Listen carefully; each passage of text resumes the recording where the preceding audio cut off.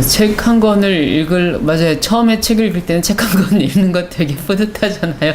근데 처음에 책 읽다가 그게 다 안 읽혀질 때, 그것도 방법도 어디서 봤던 것 같은데, 안 읽혀지면 읽지 말라고, 그래서 그렇게 했는데요. 저 읽다가 재미없으면 안 봤습니다. 가지고 그게, 예를 들면 저 같은 경우는 책을 주로 빌려서 봤어요. 그때 되게 힘들 때기도 그래서, 빌려서 봤으니까 더 부담도 없고, 괜히 끝까지 보면 오히려 시간이 아까니까 소중한 제 돈이, 제 시간이 더 소중하니까는 재미없으면 안 보고 다른 책으로 봤고요.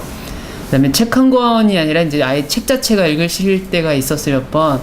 이제 뭐 그것도 뭐 중간중간 있었는데, 그 경우도 지금은 이제 제가 아는데, 그때 당시는 이제 몰랐어가지고 되게 막, 그때 당시에 극복노아는 이제 제가 책을 읽어서 뭐 성장했다 이런 일기 같은 걸 다시 보고 그래 다시 마음을 되새기고 그랬는데, 지금 관점에서 그때를 바라보면은 실천을 덜 했으니까는 성장이 안 되니까 재미없어서 못 읽은 거거든요. 그럼 실천 더 열심히 하면은 잘 노하우 안 오고 열심히 잘 읽겠죠. 뭐 그냥 재밌게 하면 되는 것 같아요. 재미없으면 관두고 다른 책 읽든가 잠깐 쉬든가. 다른 재밌는 거 많은데 뭐 독서만 해요. 뭐 필요한 읽다라고 하면 열심히 해야 되는 거지만은, 일단 처음에는 취미로 재미로 붙이는 거니까는 재미있으면 읽고 아니면 말고가 노하우입니다. 네.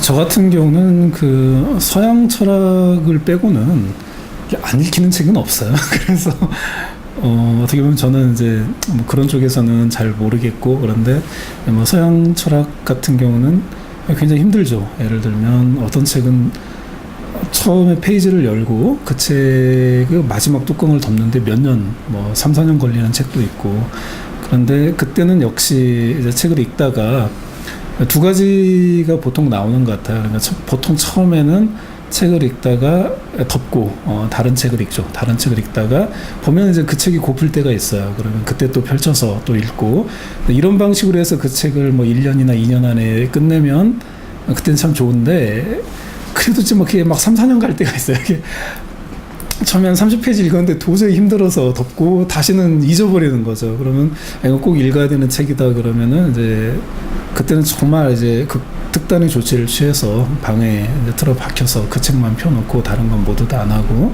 책을 독파할 때까지 이제 그 특공 정신을 발휘해서 끝까지 이제 독파하고 뭐 그런 경우가 있습니다. 예.